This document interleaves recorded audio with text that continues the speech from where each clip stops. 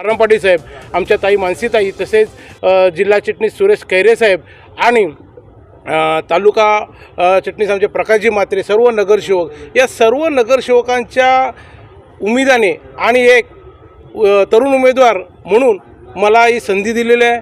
आणि महत्त्वाचं सांगायचं म्हणजे मला स्वतःचा अनुभव, एक रायगड जिल्हा परिषदचा उपाध्यक्ष होतो, सभापती होतो आणि आत्ता पनवेल महानगरपालिकेचा विरोधी पक्षनेता म्हणून काम करतो. आणि आपण जर पाहिलं, ही निवडणूक ही स्थानिक स्वराज्य संस्था आहेत.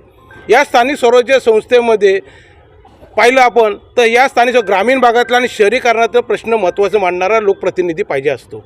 आणि या लोकप्रतिनिधीसाठी मी स्वतः दोन्ही मला अनुभव असल्या कारणाने लक्षात, जिल्हा परिषदेचा अनुभव असणार, ग्रामीण भागातला मला अनुभव आहे, शहरीकरणामध्ये नगरसेवक आणि विरोधी पक्षनेता आता पनवेल महानगरपालिकेचा असल्या कारणाने या दोन्ही याचं मला ज्ञात असल्यामुळे आज पक्षाने आणि आमच्या संघटनेने माझ्यावर विश्वास टाकून ही उमेदवारी दिलेली आहे. समोर अनेक तटकरे आहेत, अशा पद्धतीनं आकड्यांचं गणित कसं बघतात? आपल्याला रायगडचा इतिहास माहीत असेल, उमरखेडमधले 1661 सालमधली आम्ही छत्रपती शिवाजी महाराजांचे मावळे आहेत. इथे मोठी संख्या असलेली सुद्धा छत्रपती शिवाजी महाराजांनी जसं गणबी काव्यामध्ये अनेक युद्ध जिंकले, त्या धर्तीवर आम्ही छत्रपती शिवाजी महाराज मावळे आहेत. कमी संख्या असली तरीसुद्धा आम्ही याच्या समोर जाण्याची ताकद ही फक्त भारतीय शेतकरी कामगार पक्षाची आहेत. आज जर पाहिलं, जरी माझा फॉर्म भरलेला असला तरी माझ्या फॉर्ममध्ये नामनिर्देशन अर्जामध्ये काँग्रेसच्या सह्या आहेत, माझ्या याच्यामध्ये शिवसेनेच्या सुद्धा सह्या आहेत आणि शेतकरी कामगार पक्ष म्हणून यांच्यासुद्धा सह्या आहेत.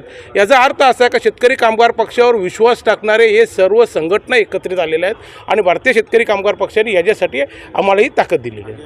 आघाडी कोणाला, कारण त्या दिवशी जयंत पाटील साहेब सुद्धा महाविकास आघाडीच्या सोबत आम्ही काक्रूज आहोत. यहाँ का भ्रष्टाचार मुक्त करने के लिए काक्रूज जैसा हम लोग यहाँ का भ्रष्टाचार मुक्त करने के लिए मेरे को खड़ा किया है. और तुम बोल रहे आघाडी किसके पास? आम्ही शेतकरी कामगार पक्षातर्फे फॉर्म भरलेला आहे आणि शेतकरी कामगार पक्षाचा उद्देश एकच आहे, इथे चाललेले भ्रष्टाचार आपण पाहतात. जे उमेदवार आहेत त्यांचे ज्या तुम्ही नाव घेतलं, मी नाव घेत नाही आहेत, पण ज्यावेळी सामना समोरासमोर येईल त्यावेळी आमचे ज्येष्ठ नेते आहेत सन्माननीय जयंत पाटील साहेब यांच्या चिटणीस मंडळ जो निर्णय घेईल तो निर्णय आम्हा सर्वांना अंतिम असतो आणि याच्याप्रमाणे आम्ही तो निर्णय घेणार आहोत. मात्र साहेब, उमेदवारी अर्ज भरला आहे रायगडमध्ये. तटकरेविरुद्ध शेकाप हे राजकारण काय आज नवीन नाही, अशा परिस्थितीत तुम्ही उमेदवारी अर्ज भरला आहे, काय सांगाल?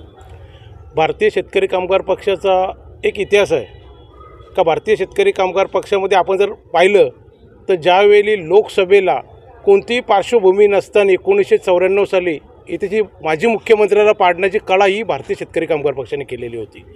तसं जर पाहिलं तर इथेची 2 आमदार असताना 2000 साली जयंत पाटील साहेब आमचे जे सरचिटणीस आहेत पक्षाचे, हे 4 वेळेला विधान परिषदेचे आमदार झालेले आहेत.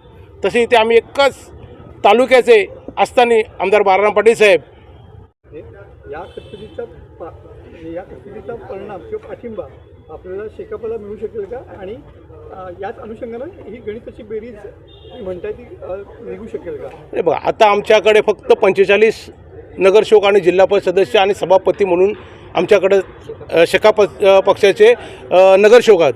परंतु आमच्या पक्षाची ताकद तुम्हाला अगोदरच सांगितलं मी, काहीच अस्तित्व नसताना आम्ही त्या खासदारांना पाडण्याचा यशस्वी झालो होतो, म्हणजे माझ्या मुख्यमंत्र्यांना पाडण्याचा यशस्वी झालो होतो.